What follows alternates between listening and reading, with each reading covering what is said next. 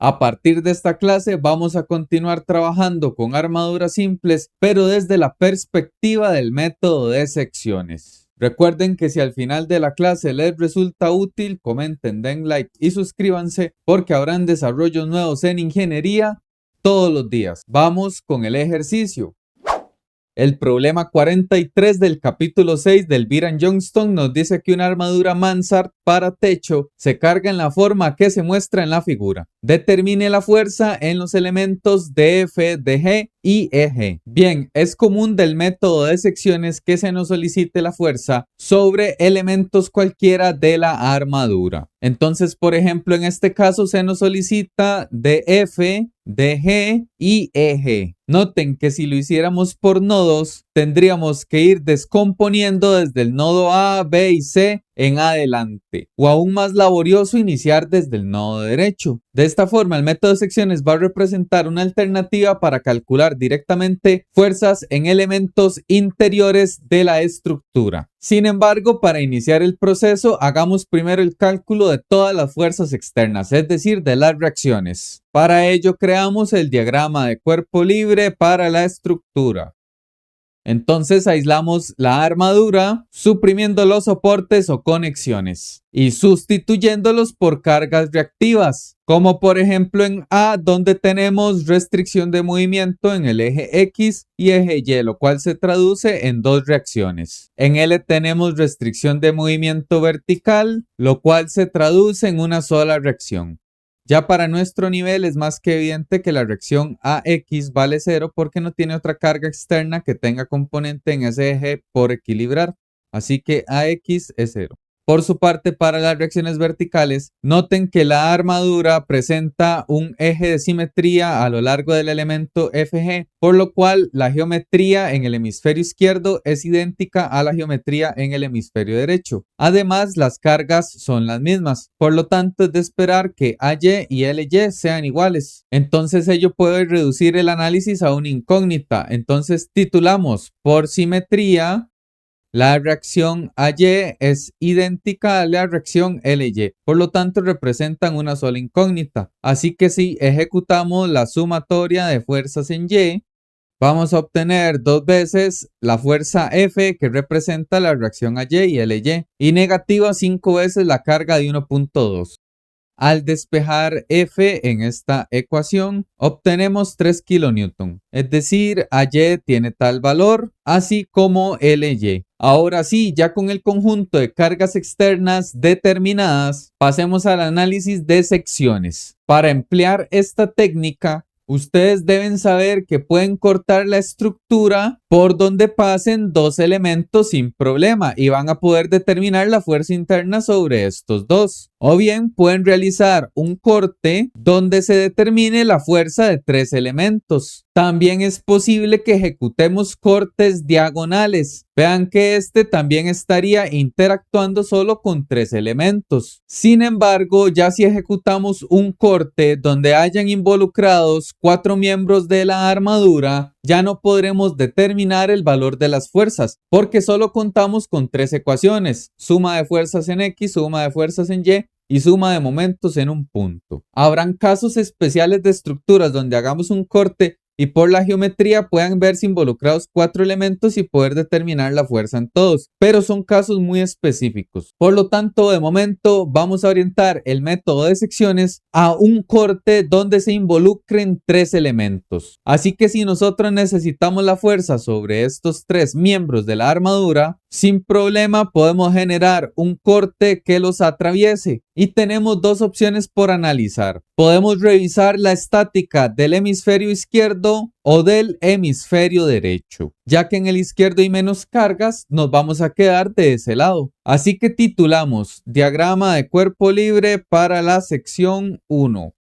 Entonces tomamos la porción a la izquierda del corte y colocamos las cargas externas. En este caso solo la reacción AY, que es de 3 kN, acompañada por las de 1.2. Como siguiente paso debemos considerar una fuerza en tensión o en compresión para cada uno de los elementos cortados. Yo los invito a reflexionar directamente cuál es el estado de carga de cada elemento. Por ejemplo, ustedes aplican esta lógica. Vean que en esta sección Por ahora, la fuerza neta está aplicada hacia arriba, pues 3 es mayor que 2 veces 1.2. Por lo tanto, necesitamos que el elemento de G, es decir, este que se ha cortado acá diagonalmente, tenga una componente Y de carga verticalmente hacia abajo para que equilibre la fuerza de 3. Por ello es que lo asumí en tensión y ello representaría la fuerza sobre DG. Ahora debemos definir la dirección de DF y EG. Pero vean lo que sucedería si ustedes consideraran el momento sobre D. En tal caso, la fuerza de 1.2 y la fuerza de G, así como la fuerza que hay en DF, no generarían momento por tener palanca 0. Así que vean que la fuerza de 1.2 tendría palanca de 4 y generaría un momento en dirección positiva. Mientras que la fuerza de 3, que tiene aún mayor palanca, estaría generando un giro en dirección negativo. Este momento en dirección negativa es mayor que el que provoca 1.2. Así que necesitamos que la fuerza sobre EG sea hacia la derecha, es decir, en tensión, para que se genere un giro con respecto al punto D también positivo y se pueda equilibrar el momento de la fuerza de 3. Con ello tendríamos la fuerza sobre el elemento eje. Ya finalmente, para definir la fuerza de F, vean que toda la componente horizontal de carga está hacia la derecha, así que necesitamos una fuerza hacia la izquierda que las equilibre. Ello implica que consideraré al elemento de F en compresión. Con las tres variables definidas, establezcamos la geometría. Necesitamos el ángulo de inclinación de DG, el cual vamos a denominar como zeta. Directamente lo podemos calcular con la tangente inversa del cateto opuesto, que es 3, dividido entre el cateto adyacente, que es 4. Ello nos da como resultado aproximadamente 36,87 grados. Así entonces ya podemos ejecutar el equilibrio de la sección 1. Normalmente empezamos con suma de momentos en un punto, pero hay casos donde se puede iniciar con la suma de fuerzas sin problema. Yo por mi parte me voy a aprovechar de un análisis cualitativo que ya habíamos hecho sobre el nodo D, y entonces vamos a generar la sumatoria de momentos en este punto. Noten que la fuerza de 1.2, la de F y la de G no describen palanca alrededor del nodo D por concepto de línea de acción de carga. Así que para la suma de momentos establecemos un soporte ficticio en ese punto y analizamos el efecto de las demás cargas. Para la fuerza eje tenemos momento positivo con una palanca vertical de 3 metros. Para la fuerza de 1.2 también tenemos momento positivo con palanca horizontal de 4 metros. Mientras que para la fuerza de 3 tenemos momento negativo y la magnitud de la carga por una palanca de 6.25. Igualamos a 0. Despejamos la fuerza sobre eje y obtenemos un valor de 4,65 kN en tensión. Ahora voy a ejecutar la sumatoria de fuerzas en Y. Tendríamos positivos 3 kN, negativo 2 veces 1.2 y negativa la componente Y de la fuerza de G, la cual estaría dada por el seno del ángulo zeta. Igualamos a 0. Al despejar la fuerza sobre DG, vamos a obtener un kilonewton positivo, lo que indica que definimos correctamente la dirección en tensión. Ahora voy a ejecutar la sumatoria de fuerzas en X.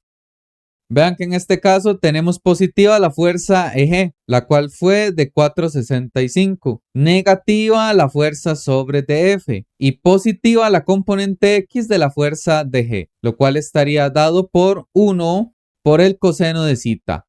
De este modo, la fuerza sobre DF es aproximadamente 5,45 kN y nos dio positiva, lo que indica que asumimos correctamente su dirección compresiva.